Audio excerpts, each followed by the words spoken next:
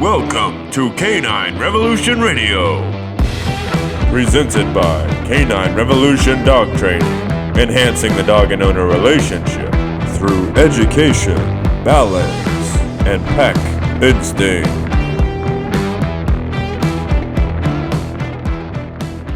Hey everybody, welcome back to another episode of Canine Revolution Radio. We're honored today to have Blair with us from All Is Well in Summerville. She's an expert in dog and canine nutrition and cat nutrition, right? Yeah. I'm a lot better with dog nutrition, but I can do cat nutrition too. There you go. So yeah.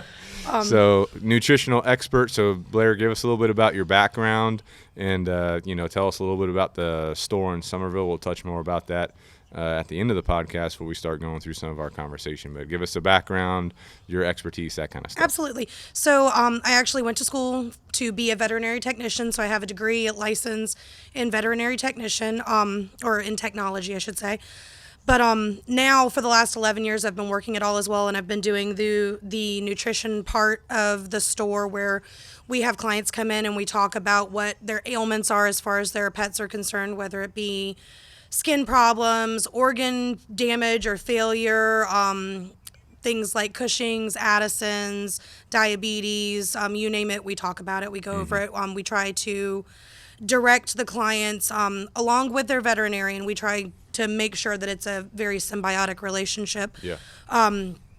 Where we kind of help the clients ask the right questions of their veterinarians, get on a better diet that might help their disease process or condition or what have you, and kind of go from there. We have a really good success rate with that. So, awesome. Yeah.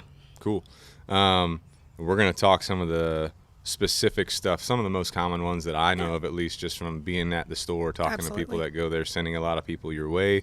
But nutrition is a big deal, when it comes to dogs, because like you already talked about, these things that are happening, just like with us, we can link it back to the nutrition. So I want to deep dive on that today. Yeah. I know you got your note card, so yes, feel free to break out, make sure we got everything covered that we need to talk about. Perfect. But first, what I want to go into is the basics of canine nutrition. What should dog owners be looking at? What should they be considering? I don't know if it's protein intake, fat intake, I don't know, carb intake, like grains, what are the basics that people should be thinking about when it comes to their dog's nutrition? Absolutely. Whenever I talk about nutrition, I like to look at it from an ancestral standpoint. For instance, my breed is Siberian Huskies. With Siberian Huskies specifically, in the show ring, because I show dogs as well, I have a lot of breeders who have been doing it longer than I have, who come on will ask me, well, don't you like your dogs on chicken? Well, honestly, no, I don't like my dogs on chicken, because if we think of it from an ancestral standpoint, this specific breed was not raised on chicken. We didn't have, native tribes that had farmland. They weren't, they didn't have chickens. They moved around a lot. They did, fish and red meats, things like that, whale, seal. That's what they did. So I like to look at nutrition for dogs and cats as a whole from an ancestral standpoint. For instance, there's always a lot of debate in the dog world. Are dogs carnivores or are they omnivores? Technically, they're omnivores, but I don't think that they thrive on a vegetable-dense diet. Right. Dogs as a whole have a shorter GI than we do, so they don't digest plant matter nearly as efficiently as we digest plant matter. The cell wall of plant matter is very hard to digest. For instance, corn, that's one of those things. Corn, in order for it to be digested properly, it needs to be chewed. It needs to simmer around in the gastric juices. They got to regurgitate it. If we're thinking about cows, ruminants. So they regurgitate, they chew it some more, they swallow it, it simmers in the gastric juices. They do that several times. And then it goes through the remaining 3 chambers of the stomach, out the intestines before it is a cow patty. So, for instance, we can't digest corn. There's really no reason we should have it in their food. Science Diet and other companies, they like to say that corn's a great source of plant protein, but it really isn't if they can't digest it well. Right. But back to the whole ancestral thing, wild dogs, wolves, other wild canines in the wild, what they're doing is, we have a lot of people that say, well, they eat plant matter, they eat the plant matter in the digestive tract and whatnot. But do they really? When wolves are consuming a kill, they aren't just eating the intestines and the stomach. They're actually shaking it. They're ripping it. They're tearing it. The plant matter that they get out of it is very minute if we think of it in that aspect. Yeah. So I do think that dogs need some vegetation in their diet. I think that it's good that they have some of that because it helps with fiber and whatnot. And then there are different enzymes and vitamins in the plant matter that are beneficial to dogs. But I don't think that... Personally, I don't think, and if you think of it from an ancestral standpoint, right, dogs should not be eating plant-based diets. They should not be eating, a diet that is made up majorly of plant matter. I think it should be nice, healthy meats, some good lean fat, or lean meats with some healthy fats. You have to have a certain amount of fat to digest protein. Right. Grains. There's a lot of debate right now in the nutrition community about grains.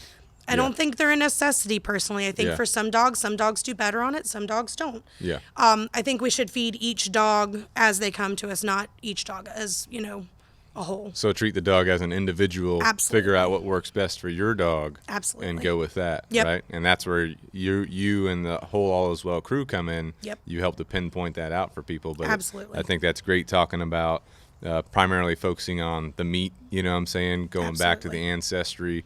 We talk about that a lot. The dog's ancestor is the wolf. If you look at dogs in the wild, what are they doing? What are the wolves doing? So hit the nail on the head with that one as far as, being on the same page about that. But I know we're going to go into some more details on specific diets, specific foods, stuff like that. Right.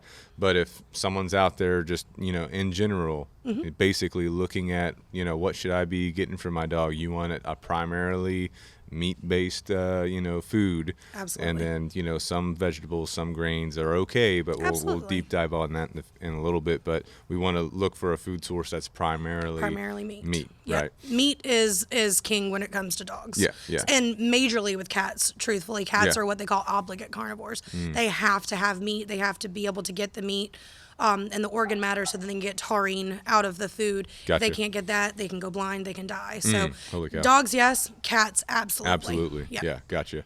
All right. Did you guys have anything on that topic or that point you wanted to ask about or bring up? No? Good to go? It's a lot of information, so be ready, guys. Be ready. And I word vomit a lot. So. And that's what we like. All right. So, most people are going to be feeding kibble diets. Can you talk real quick about kibble versus raw? Absolutely. And we'll go deeper into the raw stuff later, but give us a quick overview, kibble versus raw. What are the pros and cons? Oh, yeah. So definitely raw is food in its most natural state, and it's going to be the easiest to break down. Most of the time when you're looking at a raw diet, it's predominantly meat. Most of the time, if you're looking at the commercial diets, anywhere from 80 to 95% meat. The other, percentage is going to be vegetable matter, vitamins, minerals, probiotics, if that particular company adds that. Now, you can do your own raw diet as well, which takes a lot more finesse. Oh, yeah. But it is my opinion and the opinion of the store as a whole that the raw diet is definitely the best diet out there for dogs. Now, that doesn't mean that they're all going to go for it. Right. Dogs are like people. They don't like textures. Maybe they don't want their food cold. Right. They're not going to like beef. Maybe they like fish better. And we'll see those sorts of things with kibble as well. Kibble is one of those things that's it's more of a convenience.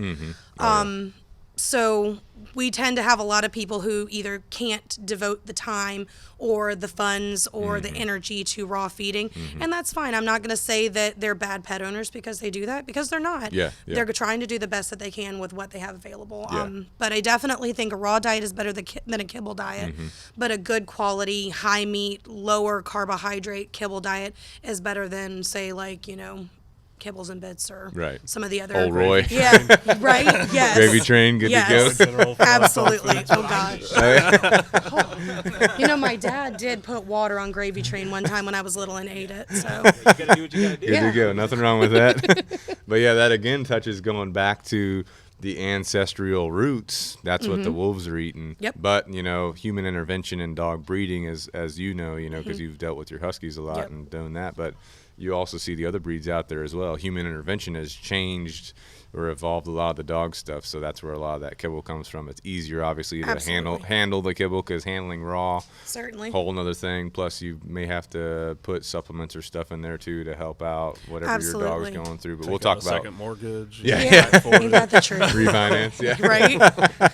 We'll go back into detail on raw here in a little bit, but we're just trying to touch the overview with that one. Certainly. But 100% raw better than kibble for most dogs, but again, individuals. Every dog's an individual. Absolutely. And if your dog goes out in your yard and starts munching on the grass, they're getting in their veggies, so you know you're good to go. Fiber. Good to go. All right, so talking about kibble diet specifically, you know, we got different sized dogs. We got dogs that do different things. Absolutely. Can you talk a little bit about, and let's just assume right now that someone's using a high quality kibble like From or a Kana or Stella and Chewy or whatever. Let's say that they got the high quality kibble. What portion sizes should they be looking at in general for their, you know, various dogs? Maybe a small dog, medium dog, large dog. You know? So with a higher quality kibble, you're going to feed a lot less because the food's more nutrient dense. The whole days of feeding, you know, 4 cups a day to a 25-pound dog with these specific diets are gone. And we have a lot of people that it's hard to convert them from that sort of thing. They're used to, you know, Big Mac, supersize me, all that good stuff. We're like, listen, bring it on down a little bit. Well, let's pause right there real quick. That's a big issue because a lot of the dogs we deal with, they come into training, but they're in for training and weight loss. Yes. You know what I'm saying? You know, that's something that a lot of people struggle with because they're just feeding their dog. Their dog's eating, so they just keep feeding it. Oh, yes. He's still hungry, man. He just keeps eating. Exactly. Yeah. They don't realize that, you know, that weight is going to reduce the dog's length of life, reduce longevity, absolutely, impact their joints in a negative way, have other health effects as well. Yep. You know, so going back to portion sizes, you know, what should we be assuming we're on a very high quality kibble diet? Absolutely. So say we're dealing with like I'll use my dog's 12-pound dachshund or 10 to 12-pound dachshund on something like a Kana, Stella and Chewy's From. We're looking at a half a cup total for the day. And for some of those dogs, we're going to shake it off. And my big thing is I tell people, do not eyeball it. Use a measuring scoop. The Dollar Tree has measuring cups galore. Go and get you one. Put your specific, you know, ration in there, and then that's what you use every time. Yeah. A bigger dog, say, one of my girls is 45 pounds. She gets about a cup, maybe a cup and a quarter a day. And we kind of have to eyeball her weight. She tends to be one that gains weight a little more easily. Okay. She's 8 now, so we really have to watch it with her. Right. The biggest one that I have had was my 55-pound male, and he only got a cup and a half a day, 3/4 of a cup morning and evening. Yep. And that kept him nice and lean. And honestly, for an 11-pound dog, we didn't have joint issues or anything like that. Yep. I do think there's something to be said about keeping the dogs nice and lean, like you said. There are certain breeds that have more ailments, like pit bulls. Pit bulls, bully breeds, they have crap knees, honestly. Oh, yeah. So the heavier the dog is, the more strain it's putting on the knees, not just the bone itself, but the ligaments, the tendons, the musculature. The CCL and ACL ruptures are probably one of the biggest things that we see on those breeds. That's the most common in the pit bulls. Absolutely. And that's to the $4,000 right there for per one leg. knee. You Yes. know, one knee. Right. So, And they say as soon as one goes, The other one's going right. to go. So keep your Well, dog there's in more strain shape. on it, Right. you know? So, but, and then we'll see labs that are, you know, and I don't like to say morbidly obese because it hurts people's feelings, but they are. Yeah, You know, one of the things that I do at work is talk about body condition. And I tell people, let's not worry about the number on the scale as much as we're worrying about what your dog looks like. Right. So, you know, I tell people dogs need to have a nice hourglass figure. If you're looking at them from the top and from the shoulders to the hips, they're nice and straight, or they bulge out, your dog's too heavy. You need to work on that. You need to be able to feel the ribs, feel the intercostal space, not just, you know, we don't necessarily want to see the ribs. Now, some of the veterinary guidelines have changed a little bit, and they want to see those ribs. I'm not big on that because then we don't have like any cushion just in case we get sick or anything like that. But I do want to see a nice, lean dog. I think that's really important. These animals are athletes. You know, they're not, you know, maybe the Shih Tzus aren't athletes, but they I've seen some Shih Tzus get after right? it. Yeah, that's true. That's true. But a lot of these breeds that we deal with on a daily basis were athletes. They were bred to do something. So really, just keeping them chunky isn't doing them any service at all. And I guess we also need to take into it, and we're talking about generally what most pet owners are doing with their dog. Now, if we have someone that's more active, maybe they're running with their dog or they're hiking and their dog's doing strenuous exercise or heavy training, they might need to up that a little bit. Absolutely. I always tell people up it by no more than like an eighth to a quarter of a cup per meal. Okay. And if we're still losing, then up it a little bit more, but give it a few days. It's just like with people. We eat a big heavy meal. We're not necessarily going to be 10 pounds heavier the next day, but we need to just keep a steady eye on it. I have some people that'll double the dog's food if the dog's looking a little thin. Well, then they get fat in a month or so, and then we're back right to where we started. Yep. So no more than an eighth to a quarter of a cup per meal. Okay. To increase to, or even decrease. So I have a lot of people that come in and that's just too little amount of food. Yeah.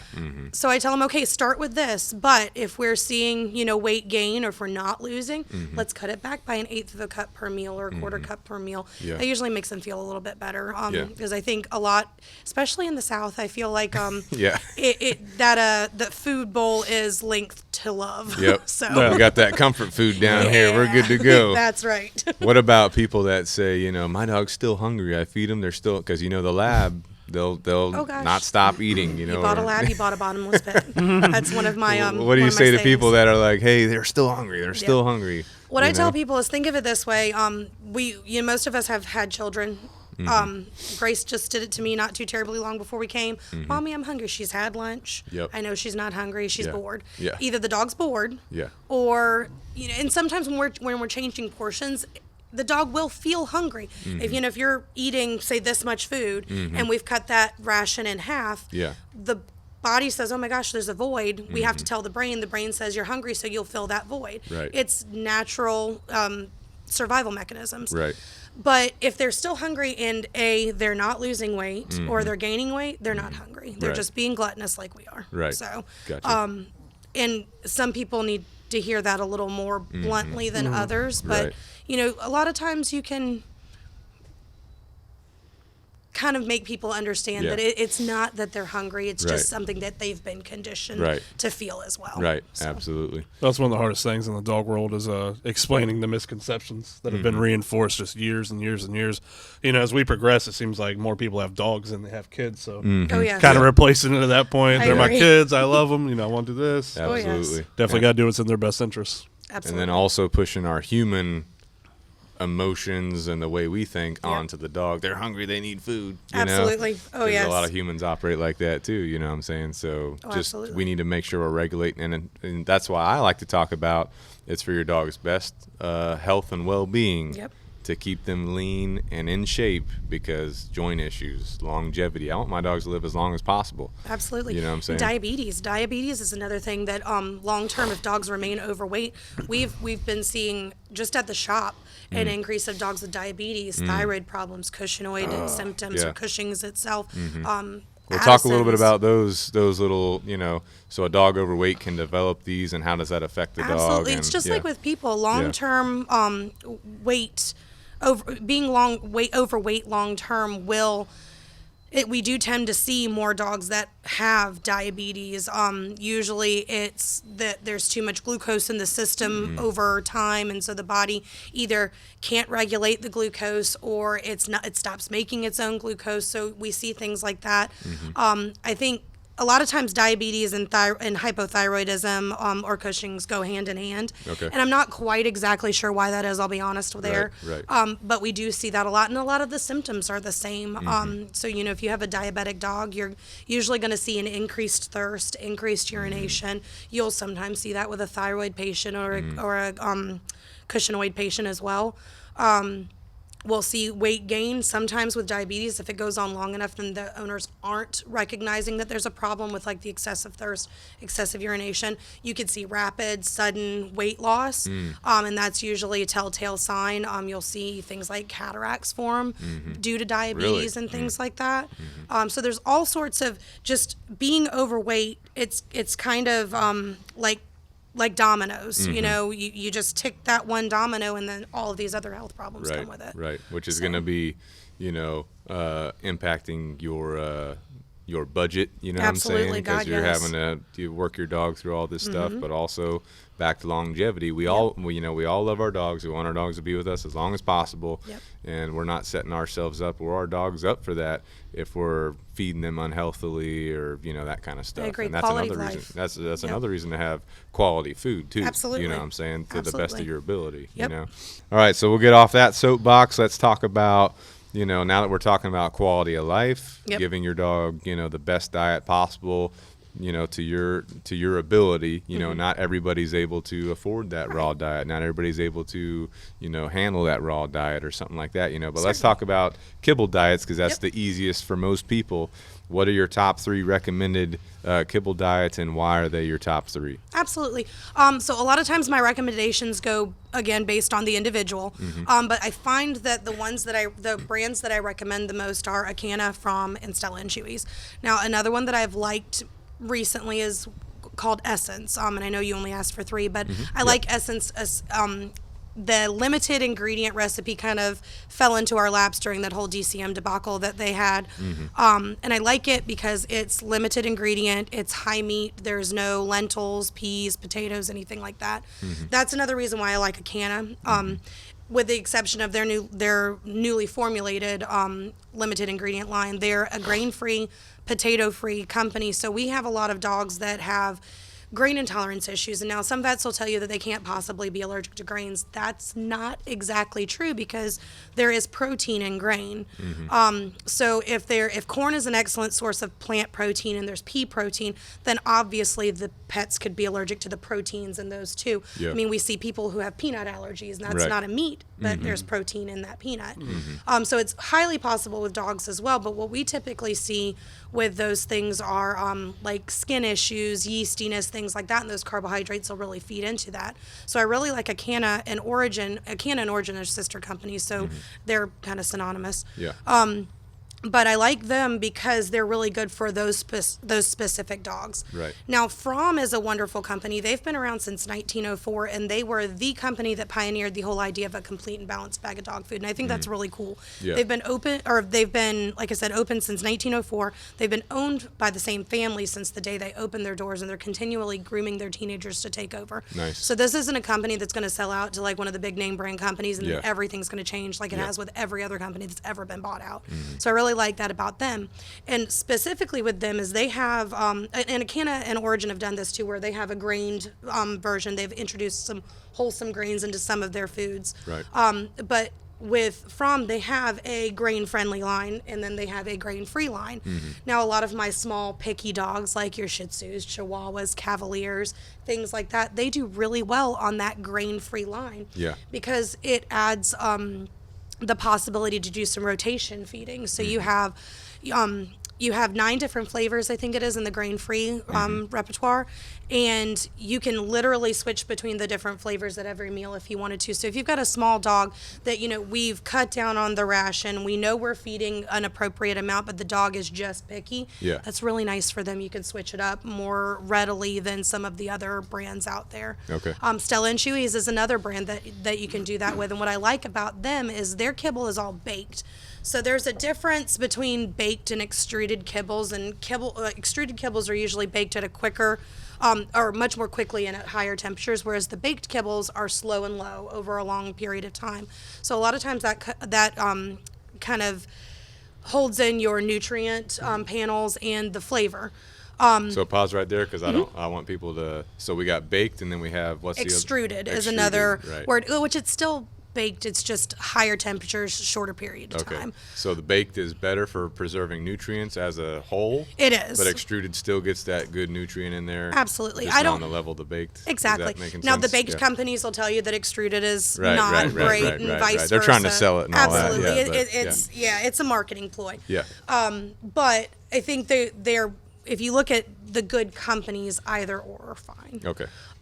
But Stella & Chewy's, you can also switch up between the different protein sources a little more readily, so that really helps with picky dogs or just owners that want to give their dogs more variety. That's one thing that we try to tell or teach at the store is variety is the spice of life. If all dogs were wild and they were all out catching their own food, they wouldn't be eating chicken every day. They wouldn't be eating fish every day. Yeah. So variety is really good because you get different nutrients out of different protein sources and different arrays of vitamins and minerals.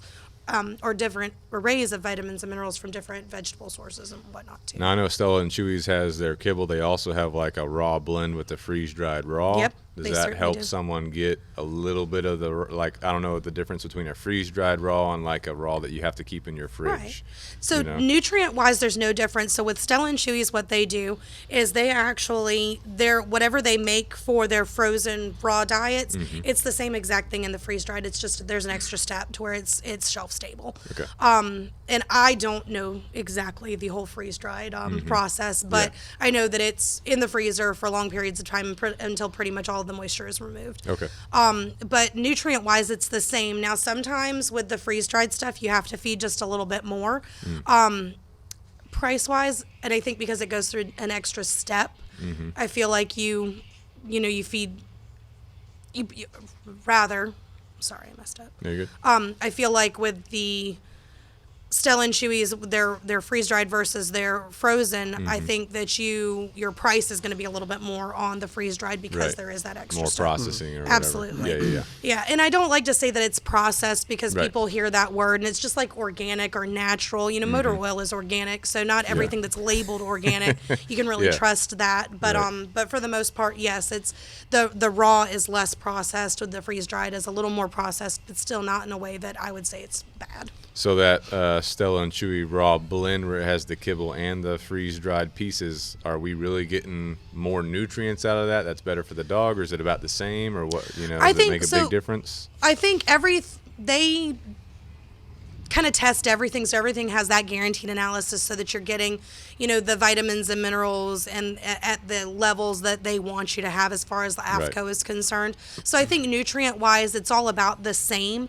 But I do think that because even freeze-dried raw is a little more digestible, I think you get more digestibility or more what I like to say bioavailability from the freeze-dried than you are going to be getting from the kibble. Gotcha. Yeah. So from Akana, Stella and Chewy's, and then Essence. and I like Essence.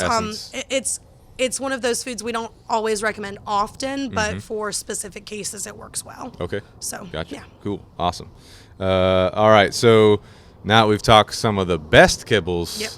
What are some of the worst kibbles that people, they may not even know? Right. They just go to PetSmart, they pick out a random food. Like, what are some of the worst ones, and why are they the worst ones? Definitely. So definitely Old Roy. Oh, really? Yep. Gravy That's the train. Walmart brand, ain't it? Pretty much. That's what my dogs grew up eating when I was a kid. Yeah. Ours too, honestly. Oh, yeah. I've seen dogs that have lived a long life on that stuff yeah. too. Dude, Rambo was in his mid-20s when Yeah. he died. Well, and I think the foods nowadays are like the Old Roy, the Purina, the Pedigree. I think what we have nowadays is not what it used to Right. be. Don't you do that. Sorry. No, you're good. So I think like the Pedigrees, the Purinas from long ago were probably much better foods than what we are now, because now these companies are all about, well, how much Making money money. can I make Yeah. off of it? So how can I pad my bank account? Right. And I know that makes me sound very cynical and whatnot, but I mean, No. honestly, when it comes to dog food, I am. Yeah. I'll be Good to honest. go. I'll own that. I feel like there's a lot more competition now too. Oh, God, not as many yes. people were into it until this latest yeah. generation that's Oh, dog absolutely. obsessed. Because dogs are our babies Right. now, so we want the best for our babies. Right. I agree, but definitely I try to stay away. My rule of thumb is if it's in Walmart, the grocery store, or a big box store, 9 times out of 10, it's not going to be one of the best. Now, that's not to say that you can't find good foods at, say, PetSmart, Petco, things like that. But they also have to appeal to the masses. And there are a lot of people who don't know about better nutrition and pet foods. Yeah. So, of course, they're not, if they see this, $80 bag of dog food compared to this $25 bag of, $25 a 40-pound bag of pedigree that's $25. So of course they're going to go for that one over this $80 bag that they think that they're going to feed the same amount to. Oh yeah, they both say dog food, so Absolutely. we're just like, oh okay. Oh yeah. You know? And the feeding recommendations in the back are pretty much all the same regardless of the breed, because AFCO sets that. Yeah. Now, what I tell my clients, and I'm sorry, I promise I'll circle it back around. No, you're good.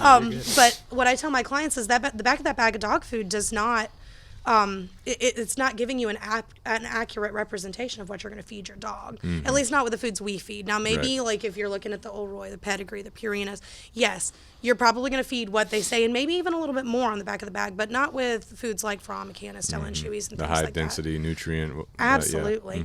But I tell my clients, stay away from Old Roy, stay away from Purina, Pedigree.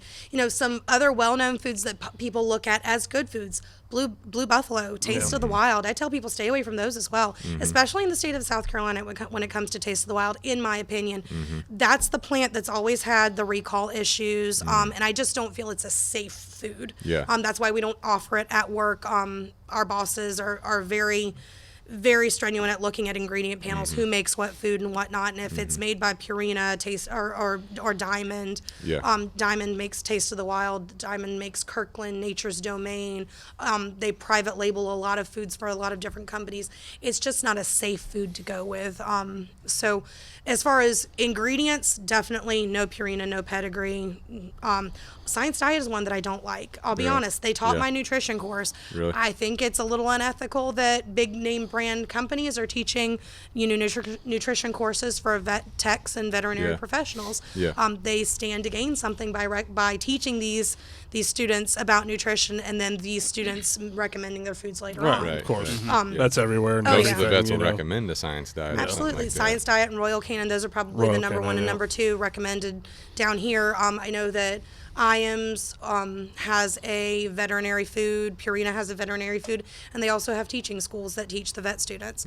I'm not big fans of those. Yes, some of them have their, some of the prescription foods have their places, but I don't think prescription foods are ever meant to be 100% fed all of the time. Right.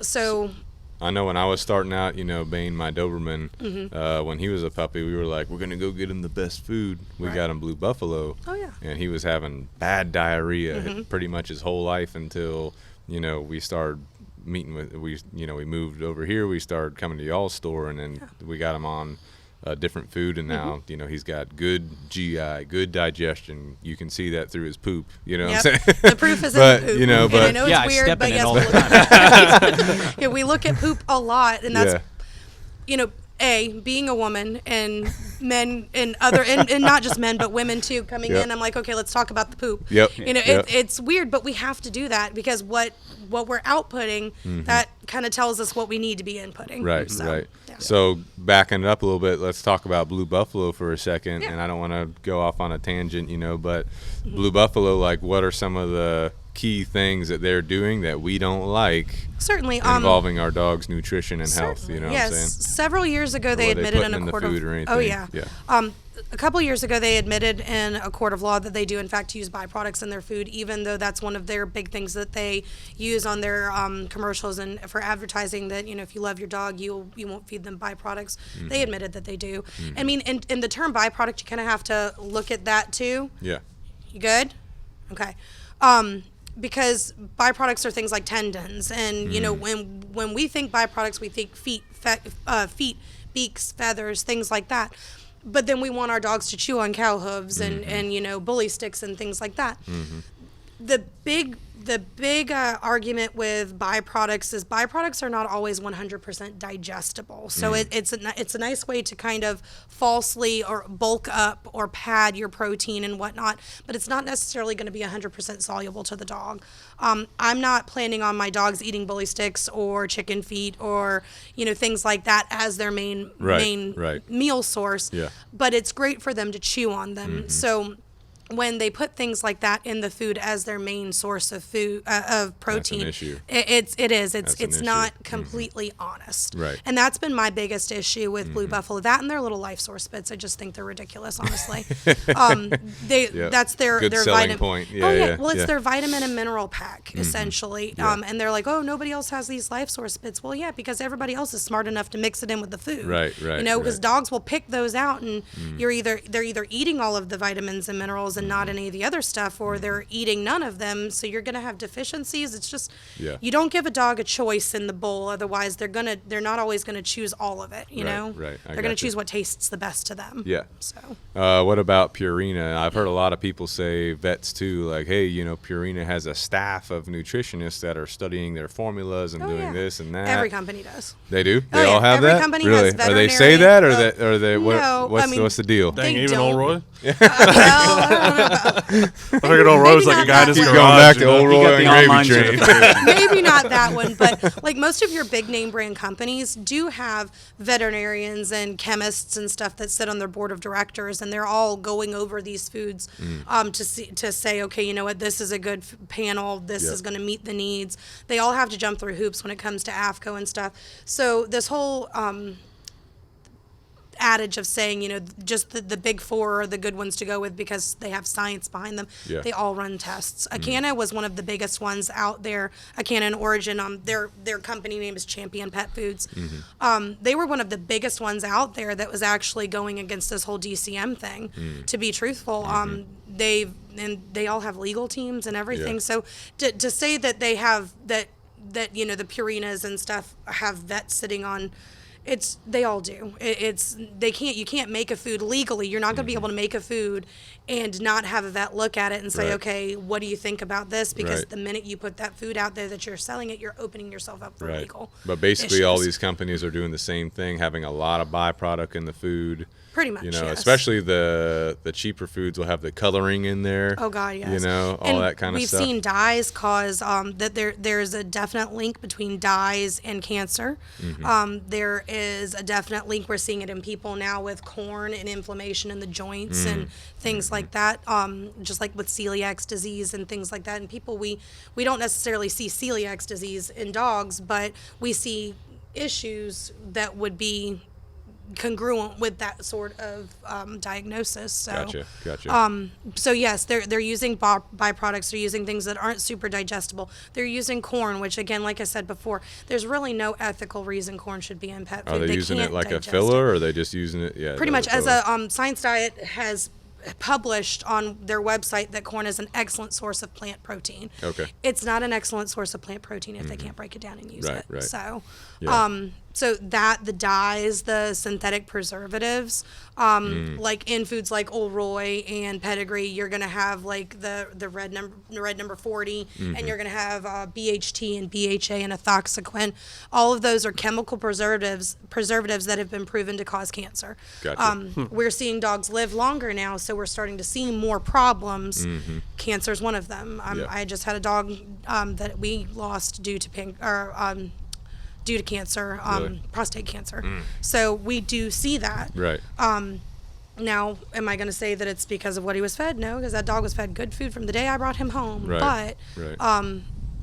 But it does make you wonder, what was in the other lines? I'm not going to blame his breeder or anything for that. But, you know, it makes you wonder, well, what could we have done to prevent that? And definitely those dyes and stuff, if I would have fed him that, I almost can imagine what would have been, you know, worse. Yeah, absolutely. So. Gotcha. So basically those big companies that you're seeing, they're putting a lot of byproducts, a lot of fillers in there.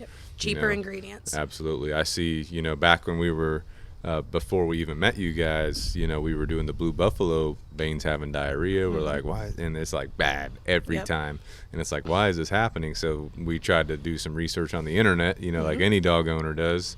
And we were like, okay, maybe it's chicken.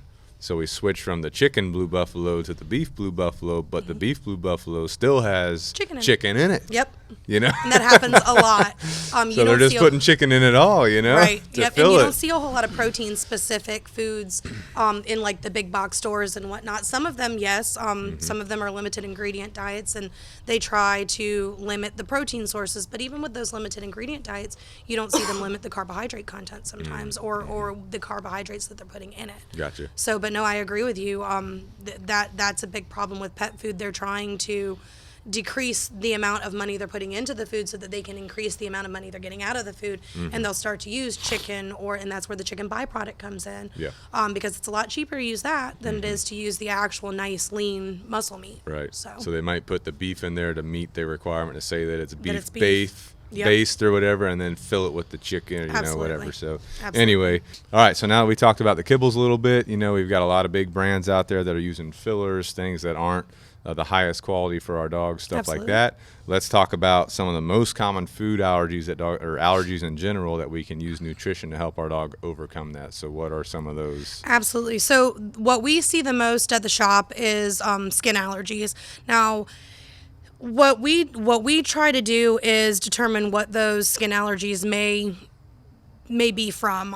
So a lot of times that's looking at what food they're feeding and making, small changes at first, and sometimes going on to larger changes later on. A lot of times I will see dogs come in that might be on the Purina or Olroy or something like that, and our first thing is to get them off of the corn and the wheat, because corn, as we've learned with humans, is very inflammatory, and wheat tends to be inflammatory as well. So what we do is we remove that first. Everything in the store that we sell is corn and wheat free, so that's usually a safe zone for any of our clients that may have a corn or wheat allergy. Now, sometimes we have to take it a little further and get rid of all grains. And that would be the good grains, or what we consider good grains: rice, oatmeal, barley, things like that. Sometimes we have to take it a step further and remove the potato, because sometimes with that yeast, it's more the carbohydrates that are feeding the yeast. I often use the whole moonshine analogy when we are making, and I say when I don't make moonshine. There was this one time, but when you make moonshine, you're either using corn or sugar or something like that. The carbohydrates is what feeds the yeast. We don't necessarily use, bacon or anything to make moonshine. So we want to try to stifle off the overproduction of the yeast as much as possible by reducing the amount of carbohydrates in the food, or the inflammatory carbohydrates. Morgan, my eldest Siberian that I lost this year, he was actually allergic to rice, believe it or not. And for him, it was not an itchy thing, it was a diet thing. If we fed the dog whole rice, it came out whole the other end, and it caused diarrhea with him. He also had a chicken allergy. So chicken, protein allergies, I usually see more as generalized itching, not we don't necessarily see like the yeast and the ear issues and the chewing the feet like we do with the carbohydrate problems. So we will oftentimes, with the dogs that are just coming in and they're itchy, so we'll change up their protein sources a little. My favorite thing to go to is fish. Not a whole lot of dogs are allergic to fish, and it feeds the skin so nicely. Right.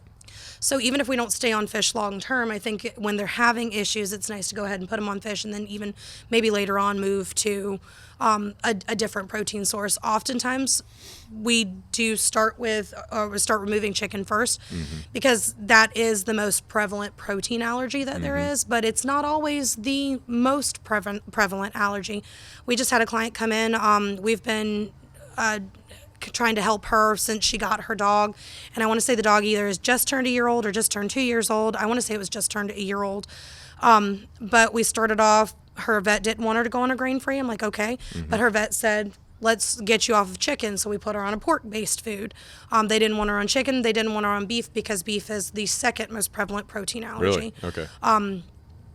So we went to a pork-based food. The dog wasn't getting any better. So we finally did talk to her, and we moved her over to a grain-free pork-based food.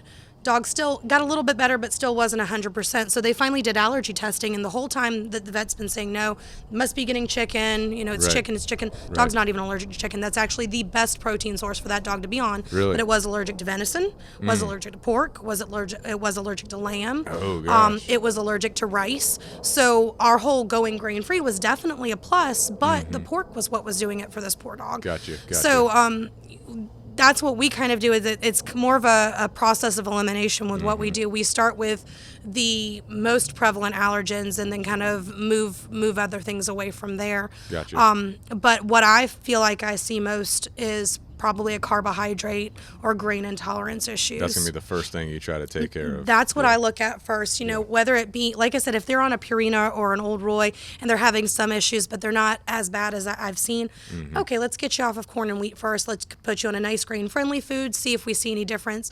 We'll counsel them about, you know, making sure you're looking at your treats as well. Yeah. Because if you're feeding, you know, say you're feeding From, but you're giving milk bones still, you might as well just toss that money that you're spending on it down the toilet. Right. There's no point. Right. Absolutely. So we'll usually do that first, and then if we continue to have problems, then we'll go grain-free, potato-free, look at protein sources, things like that. Gotcha. What if you have a dog that's like having diarrhea, for example? So, and let's say this person is, let's say the dog's got diarrhea. The person is doing some of their own research. They get Purina. Yep. Their dog's good to go on the Purina, no diarrhea, but then maybe it's chewing its feet. Right. Right. So then they come to you. Maybe they switch to something else, but now it starts having diarrhea again. What are you doing in that situation? Certainly. So a lot of times, what we'll do first and foremost is try to correct the gut flora. So we'll usually start a probiotic, whether it's bad diarrhea or not. We'll recommend it. I don't think it's always we have to do this or it won't. You know. So you'll switch them from Purina to something else and do add a the probiotic. Yep. Okay. But usually, say if they're on Purina and the dog's diarrhea seems to be doing okay, and we switch them to, say, we'll switch them to From. Yeah. Maybe like the Gold or the Classic, something that has some good grain content in it. And then we start having issues. So then we want to look a little more closely at the Purina, what they were feeding prior to the Purina, what they were feeding with the Purina, what they're feeding with the From. Oftentimes, I'll say, when I have a client that switches from something like Purina to From or something of that like, and they start to have diarrhea, it's usually because they're overfeeding, honestly. Because the body's first line of defense to get rid of nutrients that they don't need is going to be Flush the diarrhea. system. Yep, got to get rid of it. Yeah, That's the quickest way to do it. Okay. So we'll usually talk about portion control again. Yep. Because usually by this time we've already done it once, but we'll talk about it again. We'll switch up some things. Or we'll change the protein source again. It's really individualized, to be honest. Right, it really depends on what they've been feeding. I wish I could think of a really good example that I've dealt with recently. I mean, it's the same thing with what we do with behavior. You know what I'm saying? It's individualized. We got our step-by-step process, our progression of how we're going to go from start to finish. But, you know, one dog may need a little adjustment there. Another dog may need a little adjustment down here. Absolutely. So we're just adjusting it to that individual dog. And that's where your expertise comes in, or ours in the behavior case, you know, that type of thing. You know what I'm saying? So basically, if someone's dealing with that, they need expert help to help them overcome that. You know what I'm saying? Or work through that a little bit. Absolutely. You know? And, you know, and I mentioned Morgan earlier with his rice allergy. That is a very rare allergy. Very often do we see rice cause diarrhea in dogs, but for him, it was one of those things. And who would have thought that, you know? Yeah. We've had some dogs that come in and, you know, we recommend a fish-based diet because of their skin, but their stomachs can't handle it. Right. So we'll go to something that's maybe a little more of a novel protein, like lamb or duck or something like that, and that tends to help with the diarrhea issue as long as they're not overfeeding, things like that. Gotcha. So. And a lot of times our two realms intertwine. Absolutely. You know, because the nutrition is key. You obviously want to make sure that's good, but if you're still having issues, it might be, let's say, diarrhea, for example. That could be an anxiety-related thing, and now you need a behavior help to overcome that. You know, so those two worlds kind of come together at some point as you're going through your troubleshooting process. You know?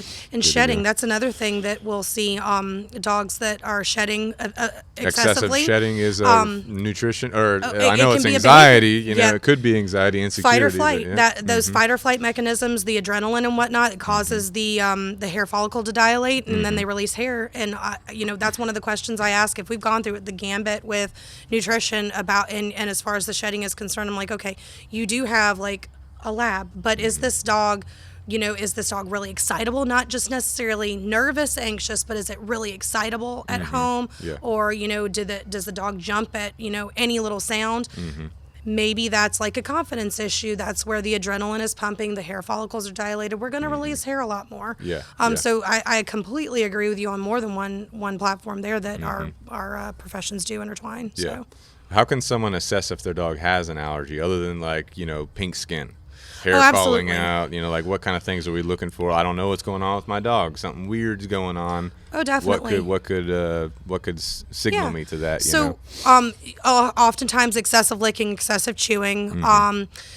Sometimes when you'll feel the skin, you'll feel like little crusty spots. Staph infections are really, really prevalent in this issue. Staph's a normal inhabitant of the skin. Of the skin.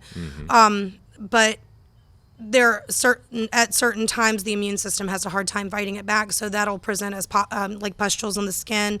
You'll see hair loss or thinning hair in certain areas. Maybe the skin will be clammy. You might see discoloration of the skin. We oftentimes will see where the skin turns black, and that's just from constant yeast infections over time sometimes.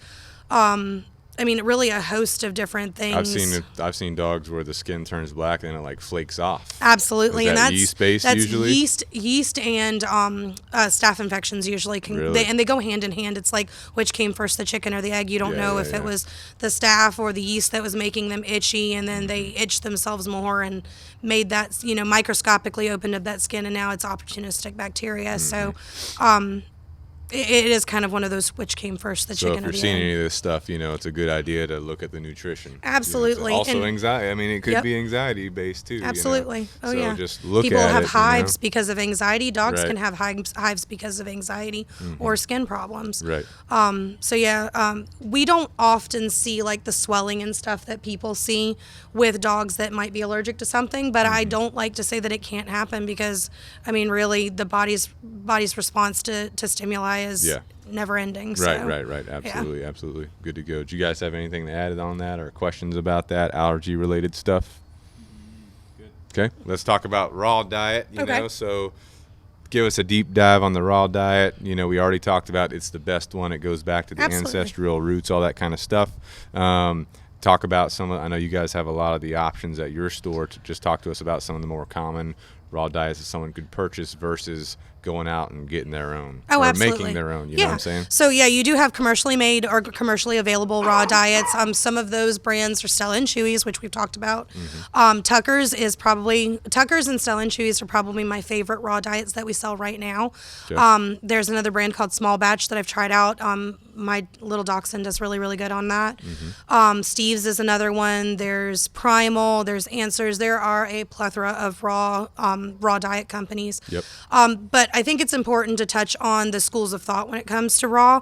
There are two different schools of thought. There's the school of thought that says that, dog food is not balanced unless it has the vitamin minerals added to it, like a supplement, or the fruits and vegetables. And then there's the school of thought that is the prey model, where it's pretty much 80% muscle meat, 10% bone, 5% liver, 5% other secreting organ, and that's all. You don't have supplemented vitamins and minerals. You don't have vegetable content. That's the one I tend to like a little bit more. Honestly, there's less fluff in it that the dogs could be allergic to. Tucker's is one of those that kind of blends both aspects of that. So you've got a lot of muscle meat, you've got a lot of organ content, bone, but it's still fortified with vitamins and minerals, and it's got a little bit of pumpkin for digestion, which I do like that. Yeah. Stella and Chewy's is still 95 to 98% meat and organ and bone, but then they've got that other, percentage of vitamins and minerals and fruits and vegetables. So it really just kind of goes back to what the dog does best with. For instance, Annette, Annette, my boss is, their dogs eat pretty much the prey model. They add extra liver, they add extra heart, especially with the breeds that they have. It's important that they get that taurine from the organ, as you would know, because you have a Doberman as well. But her dogs do very, very well on that. Now, Sam has a dog that we just moved over to a raw diet. Really? There's a little bit of pumpkin in it. He has some pretty severe skin allergies, and he's allergic to different protein sources like lamb. And we think he may be allergic to goat. He's allergic to venison. So these things that the vets are always pushing, you need to go to these foreign protein sources, those don't work for him. Not always the case. Exactly. You know, we just moved him. He's now on Tucker's. The pumpkin's doing well for him because we were a little worried about him with vomiting or loose stool or whatnot, because he's had things like that before, and he's doing phenomenally on his. Yeah. I have tons of clients that do well on Stella and Chewy's. It's more individualized. Right.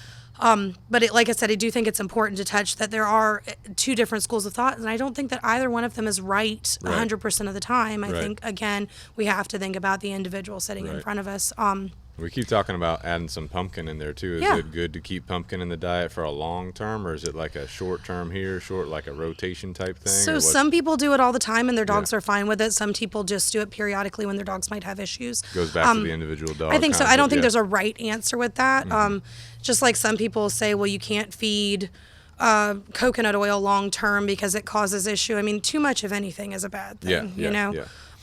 It's good to have some variety. Absolutely. You know, I think personally, when it comes to oils and stuff in the diet, I like to do like a salmon oil over a coconut oil. Salmon is a protein source. It's meat. I think dogs digest animal products better than they digest plant products. Right. That doesn't mean that there's not a great use for coconut oil with some of these dogs that may be also doing salmon oil. Gotcha. But, and I'm sorry, I feel like I went off on a tangent you're again. good. Yeah. But see, I'm the queen We like of the tangents. tangents. Me and you both. Yes. But as far as the raw diet is concerned, I think, like I said, I don't think that there's one right answer. Right. But I think the pumpkin definitely helps with fiber with some of those dogs. Okay. Because that is the big problem with raw diets is some dogs if you're trying to franken-prey it or you're doing your own prey model, if you add too much liver, it's highly likely you're going to get diarrhea. Whereas if you add too much bone, you're going to get this very crumbly, dry-looking stool. So that's why, again, it's important to look at your dog's poop. Yeah. But I think that different dogs are going to function well at other. You know, with Olive, the boss's dog, if she doesn't get more liver in her diet than the average dog, she does have that crumbly poop. So that's just one example of it really depending on the dog. Gotcha. Let's go back and touch on that. We've kind of gone through kibble, through raw. Let's go back and talk about what could someone that's maybe wanting to get a better nutrition or diet for their dog, you know, let's say they're getting a quality kibble versus a quality raw, you know, whether that be, you know, more meat-based or a little bit of mix there. What are they talking about for their budget, you know, per month? What could they, let's say they have a 50-pound dog. Certainly. What could you estimate budget-wise per month they could be looking at to allocate for that higher level diet? Okay, you know what I'm saying? So say we're looking at, say let's look at raw first. For instance, the Tucker's raw food is about... Whitney's going to kill me because I can't remember. I want to say it's like around $33.99. Okay. I think I got it exactly on the nose. Yay me. All right. It's around $33.99, and that is there's 12 patties in a package, and that's a 6-pound package. So each patty is a half a pound. For instance, with Hugo, Sam's dog, we just ended up doing, we're doing 1 patty twice a day for him. She's going to kill me, but she knows where she is with this.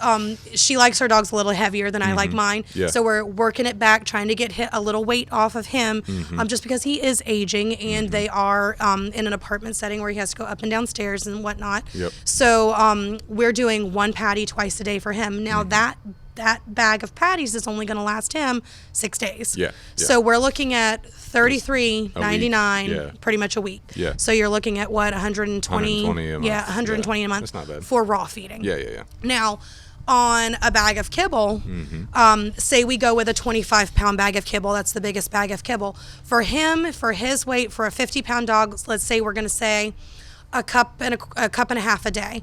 That 25-pound bag of kibble is probably going to last 2 months, and it's going to range anywhere from, say we're looking at the Acana, $63.99 to $72.99 for a bag pre-tax. Okay. So, but that 25-pound bag is going to last her 2 months. Right. So it's definitely a little less cost prohibitive to go with a kibble than it is to go with a raw. Right. And it's more convenient for most people, you know, that kind of stuff. It is. Just so some people have some, you know, rough estimate of, Absolutely. you know. But that doesn't mean that you can't blend the two either. There's also, you know, there's a faction of people that say that you can't feed raw and kibble together. Right. I just don't agree with that at all. I think the body is smart enough So to you break can it down. mix it, yeah. Absolutely. I mean, we eat protein and vegetable content at the same time.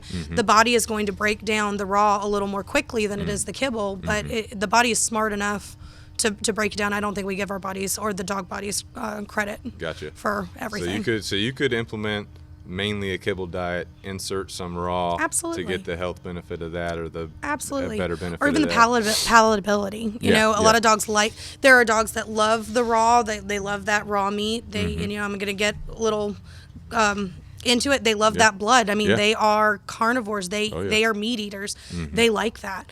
And then I there like are a some good dogs. bloody steak too. You know, Let me tell you, give me a rare steak any day. Oh, don't cook my steak.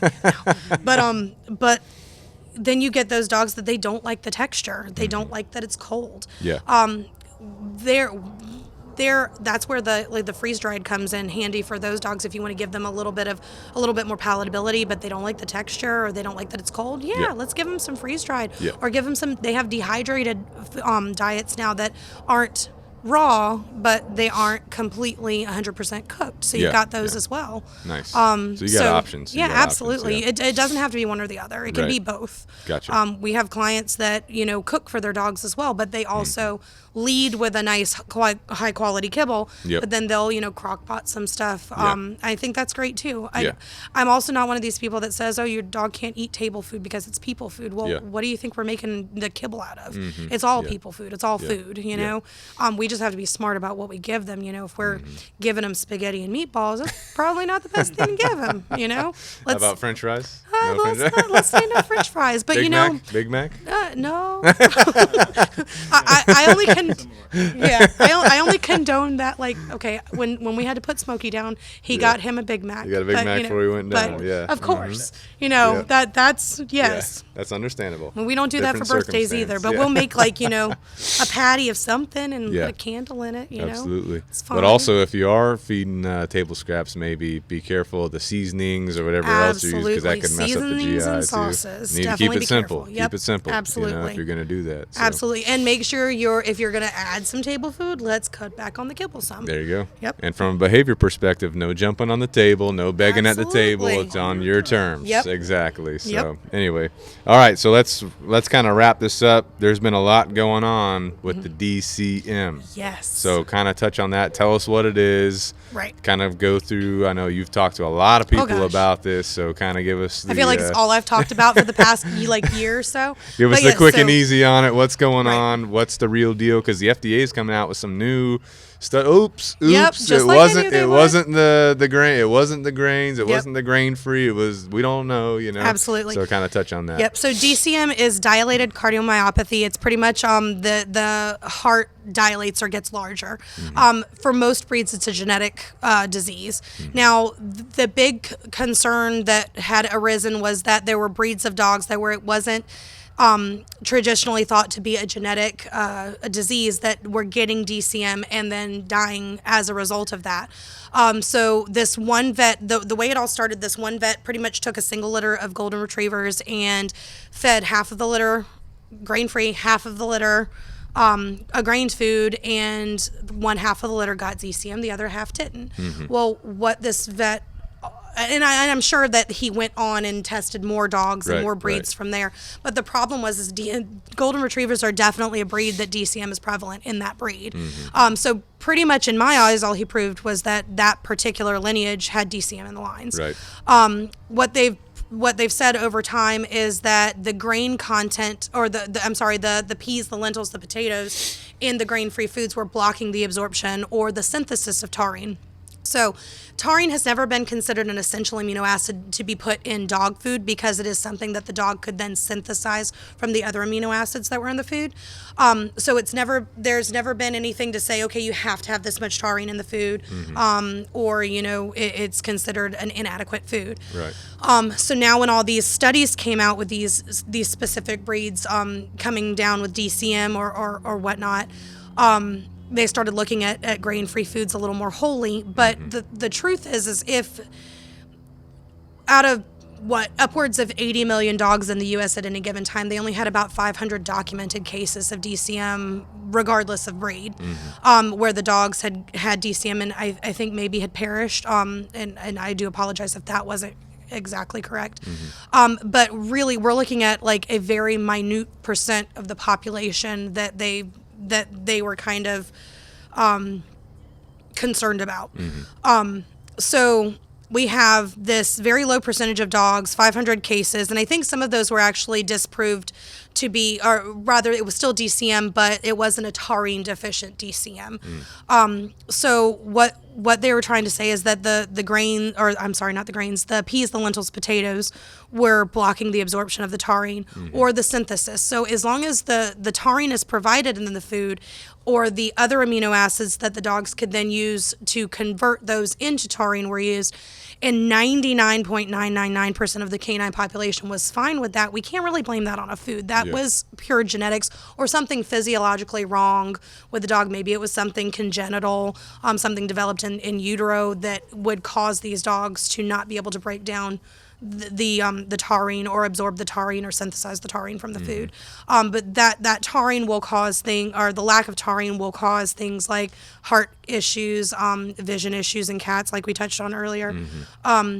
So that was the big thing is if we are feeding foods that are essentially killing dogs, we need to look at that. And I do agree with that. But I think that their warnings were a little misguided because I don't think and this has been going on for 4 years now, and in 4 years they have yet to isolate any kind of causative link. And I think it was just last week the FDA came out and said, like you said, oops, we're wrong. Oops. There's not a significant risk. And what I've told people, one of my arguments against grain-free foods causing DCM is, I know of a lady, and I'll make this quick, I promise. Maybe. No, you're good. But I know of a lady who was breeding Siberian Huskies, okay, and that's my breed, so I pay a lot of attention to it. She was breeding Merle Siberian Huskies. Now, Merle is not a color that is genetically possible in the Siberian Husky. They don't have that gene to have Merle dogs. So that pretty much was proof that this dog was of impure breeding, but she was parading it around as a purebred Siberian Husky, charging exorbitant amounts of money for the offspring because they carried the Merle gene. Well, as we know with Merle dogs, there are disease or conditions that go hand in hand with Merle dogs. Like the lethal white gene, you breed two Merle dogs together, you're going to get, very nicely marked dogs, but you're going to get, maybe deafness, blindness, organ failure, things like that. So let's just say, for argument's sakes, that this DCM gene goes along with that Merle gene. And while DCM was never prevalent in the Siberian Husky gene pool, now we've introduced Siberian Huskies that have this specific gene. So now it looks like a breed that was never predisposed to DCM now has DCM. And how does it have that? And 98% of veterinarians know nothing about color genetics when it comes to Siberian Huskies, or really breeds in general. Unless they take an active interest in a specific breed, they're not going to know that, there can't be a Merle Siberian Husky. Heck, half the vets that I've known, oh, your dog doesn't have blue eyes, it must not be a pure Husky. That's not true. Well, breeding is so complicated for a legit breeder. It's so complicated. Oh, yes. You know what I'm saying? That there's so many people that aren't doing it legit. No, and it's a very lucrative business. And it's bad. Now. So anyway, sorry to go off on a tangent. No. But that was just my argument. So if we have breeders who are taking advantage of people and are breeding impure dogs that are opening up this gene pool now for these problems, and then we have veterinarians who really don't know a whole lot about these breeds and their genetic traits as a whole, then of course it's going to look as if this breed that had never had DCM before now has DCM, and why is that? So that was just one of my examples that I use to say, okay, well, I don't think they're kind of looking at this from all standpoints. I do think that we need to provide foods that are lower carb, that don't have, all the potato, all the peas in there, because a lot of foods will use pea protein as a source of protein, and that's, again, padding your protein. It's not a greatly soluble source of protein, but that is just an example of why. Sorry, I lost my train of thought. Very good. That happens sometimes. Happens to all of us. Yeah. It happens at work too. I'm like, I'm sorry, I'll come back to it, I promise. But God, I've done so good. I don't know. I'll figure that out in a minute. But as far as how the plant protein, or how the DCM is not really affected by the food, lack of grain, absolutely. Yeah. And that was my thing too, is they're saying, well, you need to have a little bit of grain in that to protect you from DCM. But those grain foods still have the peas, still have the potato, and they have a lower meat content, which tells me that there's less taurine in it, because taurine comes from meat. Yes, you can get the other amino acids from the grain content and whatnot, but you're not getting the taurine from the grains. You're getting taurine from meat, from organ content. So that's what it never really made a whole lot of sense to me if you look at it from a logical standpoint. And again, 500 cases out of 80 million dogs in the U.S. If grain-free foods were causing this, DCM, we would have seen it in pandemic proportions like we did with the coronavirus, and we would have seen it it would have been a bigger deal in other countries, and it hasn't been, because it's not.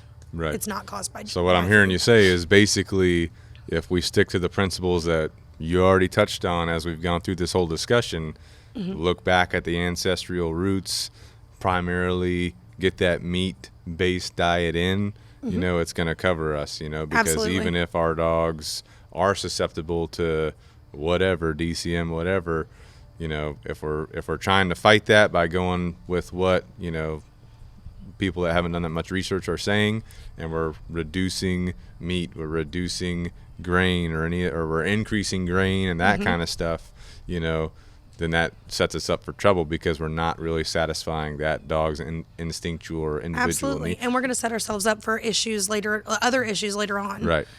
So like for us, humans, we need those carbs, we need that energy, good carbs, clean Right. carbs, what I'm saying. But for dogs, they're different, they're not a human. And I'm not going to say that they don't need the carbs, Right, but right. Not like we do, But though, not like we do. We yeah. don't, and their GI is so much shorter than ours. They're not going to utilize it in the way that we would. Right. So you're Gotcha. right. Good to go. So do you guys have any questions on that stuff, DCM, anything like that?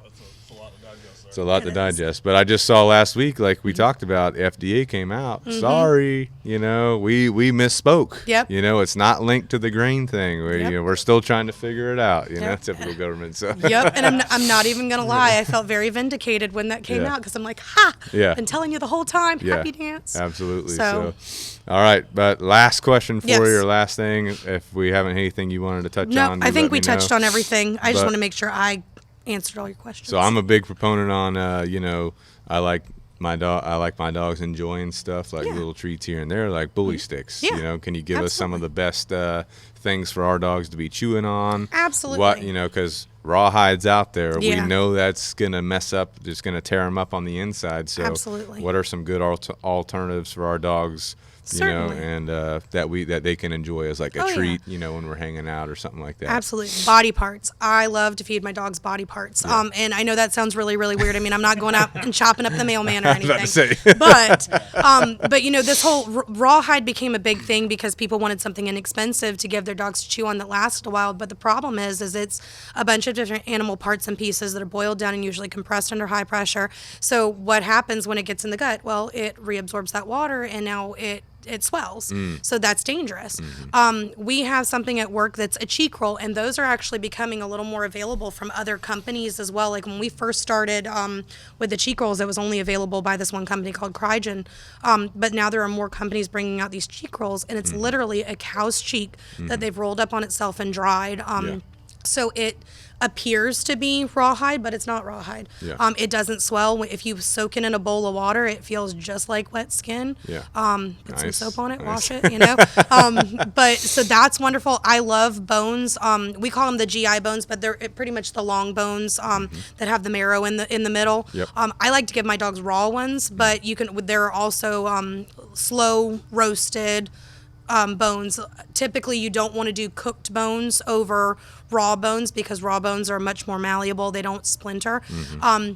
But what I tell people is the bones that you buy that are specifically for pets are slowly roasted over days so that it doesn't compromise the integrity of the bone, so they're not going to splinter like that. Gotcha. So bones are great. I also, my dogs, once they get all the marrow out of it and all the good stuff off of it, then you can stuff it with like peanut butter, yogurt, banana, things like that. Freeze it. And what I tell people is it kind of extends the life of your bone, so to speak. Yeah. I also want to talk about, feed the dog that you're working with.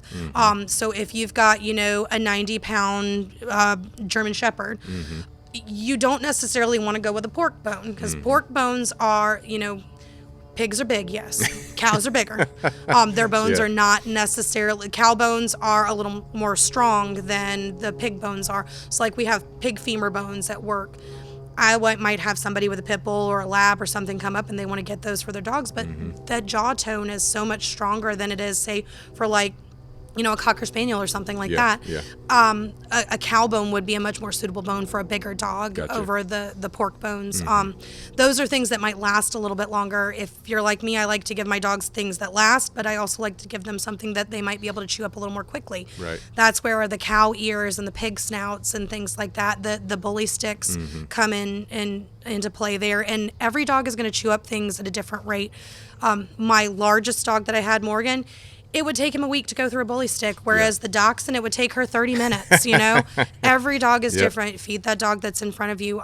Antlers, we've recently gotten our hands on some moose antlers, and they're really big and really cool. But antlers are something now, 50% of dogs are going to like antlers, another 50% are going to hate antlers. They might leave them. It just really depends on the dog, but that's a great long-term chew.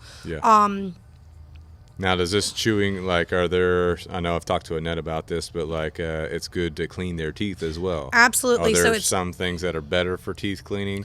Because a lot of people get the greenies. Oh, yeah. And so dental chews have a place in your dental care regimen when it comes to chewing and stuff, but they should never be the end-all be-all. Historically, dental chews literally last several minutes, if that. If that, yeah. So they really need to have that mechanical scrubbing and chewing to really help with the teeth. And it's also going to, as you know, it's going to help their mental abilities as well. So, I'm not a big greenie fan because I don't like Nutro, and Nutro makes greenies, and they have recalls or backdoor recalls. It's not a company that I like, but those dental chews like that should be a part of your chewing and dental care regimen, but never the end all be all. I like to, if today I'm doing a bully stick, tomorrow I might do a dental chew, or maybe I'll do a cow ear, but then they've always got their knuckle bones or their other bones available that they can go to at all times. So anything that they have to actively chew on is going to help keep that dental health as clean as possible. Mechanical scrubbing and chewing is important. Okay, gotcha. So, yeah. Awesome. Good to go. Well, is there anything else you wanted to touch on that we missed? I don't think There's so. a lot of information out there. There's a lot of information. No, I think we touched on everything that I feel that's important for anybody starting out, and and if anybody ever has questions, all they have to do is where can they come? Yep, they can always come to see me at All Is Well. We're right on Trolley Road in Summerville. Now, there's different All Is Wells out there. There's there were 3 of them. There were. Now, the other All Is Wells have changed their name to The Wild. Okay. We weren't ever really. Better for you guys. Yeah, it's definitely better for us. We like our name. We wanted to keep it.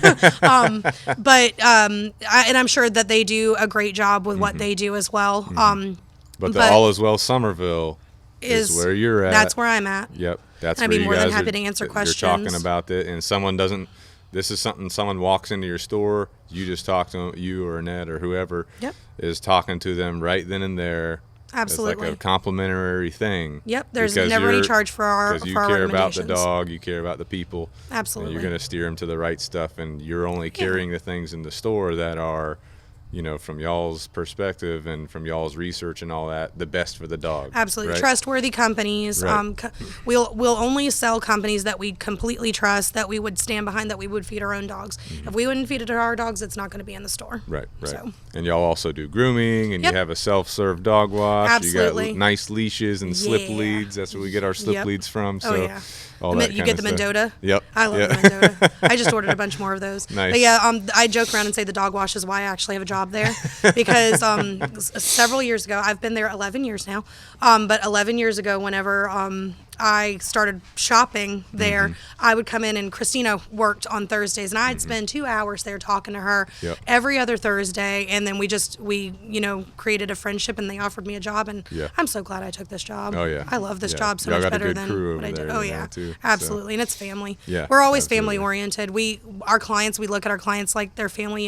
When they lose a dog, it upsets us because those dogs are our family too. I've been in the store before when you got a phone call and someone was like saying, "Oh, I won't need my grooming appointment anymore because so and so passed away," and I could just tell that everybody in there was seriously impacted by that. That's how much you guys care about your customers. Oh, absolutely. And then when our customers get new puppies, we had a customer who had a boxer who came to us every 2 weeks for years, and unfortunately she lost him this year.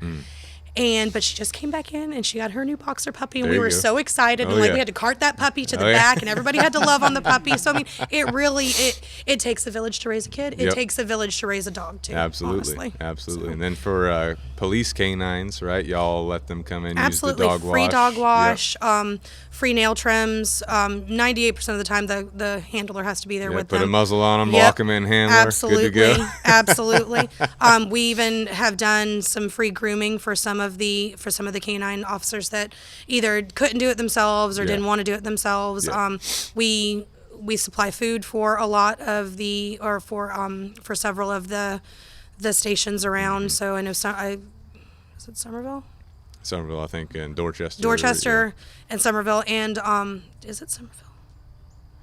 I know I think we supply food for one of the Charleston County canines too. Gotcha. So we do a lot with. So you're supporting our law enforcement community and all that. And then also rescues too. You guys are heavily involved in. Oh yes. You have rescues come out to your place for their adopting. Yeah, that's unfortunately been a little slower because of COVID and everything. Right. But yes, we'll have adoption events at the shop.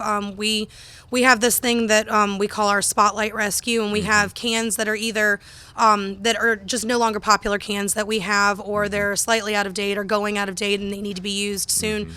We actually offer those for the public to buy for the rescue, the Spotlight Rescue of that time period. They'll buy them at a 50% discount, and then they don't have to pick it up at the store and bring it to us or bring it to the rescue. We take it out, or we have somebody from one of the rescues or the shelters come and get it. So awesome. If someone's coming by the store, they want to donate to a rescue, they can do that right there. Absolutely. Bring it to us. We'll get one of the products, send it to, or put it in your rack for the rescue. Good to go. Yeah, and we'll take, if they've got towels or anything like that, we'll take those towels, beds, toys, collars, leashes, anything that they want to get rid of, we'll take that for the rescues as well. Yeah. And we just divvy it up. Whoever we're collecting for that week, they pretty much get it's their luck, unless somebody says specifically this is for HF Help or this is for Dorchester Paws or something like that. Okay. So, Now, if someone comes in there, they're talking about nutrition, all that. Let's say now they want to get involved in the grooming. Y'all do have a long wait list, I'm pretty sure, for the grooming. We do. You have a process to get them on your books? We do. Right now with the holidays, this is the busiest time of year for groomers. Truthfully, we're kind of booked up until after the holidays, but after the holidays, we are going to explore accepting new clients again. Gotcha. In the past, we've done waiting lists, but it tends to, people get forgotten or people change their numbers and then they call back. Well, I never received a phone call. So what we're just asking our clients to do right now is call back first or second week of January, and hopefully we can get them in. Gotcha. With our current clients, if they've had to miss an appointment for some reason, or they didn't, oh my gosh, the family's coming in, and we didn't think ahead to get the dog groomed, we've got a cancellation list for current clients. We always take recommendations. Yes, ma'am? Okay, that's fine. You'll be fine. Sit down. We always take recommendations from, our colleagues like you guys or some of the vets that we work with in the area. We'll always take recommendations from them, and we always refer out. But right now, we won't put, we'd love to be able to take everybody, but we're really particular about the girls that we hire to work with the dogs. They have to have certain caliber of grooming. They have to treat the dogs nicely. They have to, talk to them. You know, we've had groomers that have come in and auditioned, and they're just very robotic, and you know, they don't talk to them. And sometimes these dogs need to be reassured. You know, not saying that they all need to be coddled, but they do need to be reassured with the grooming process. So because we're really picky about our, you know, who we employ, and we're really picky about not overworking the girls, and also making sure that every dog gets the adequate amount of attention that they deserve. We do have, you know, we do fill up rather quickly because of that, and most of our clients have recurring schedules where they come every 2, 4, 6, 8, 12 weeks. Right. So we book up quickly because of that, and if I can't keep my girls, or if we can't keep our girls, you know, with steady work, then they're going to find that work elsewhere. So absolutely. But yeah, anybody who wants to try to get in with us for grooming, which we do use, you know, all natural grooming supplies, keeping with our, you know, and Annette holistic. and Christina made some of those Absolutely, grooming shampoos and stuff. Groomer's They Secret came is up their with that is their themselves, brainchild. right? Yep. So. And it's a soap, dye, detergent, paraben, lanolin, perfume-free shampoo, conditioner, after bath spray. There's even some something called Derm Ease that works for hot spots. I mean, we use it on the kids. And everything. So like the literal two-legged children. So I think I used that on a couple of my dog bites when I got bit here and there. I swear this thumb actually grew back normal because of Derm Ease. I've been bitten through both of my thumbnails actually. So Bill's character, little dog bite. Yep. Good to go.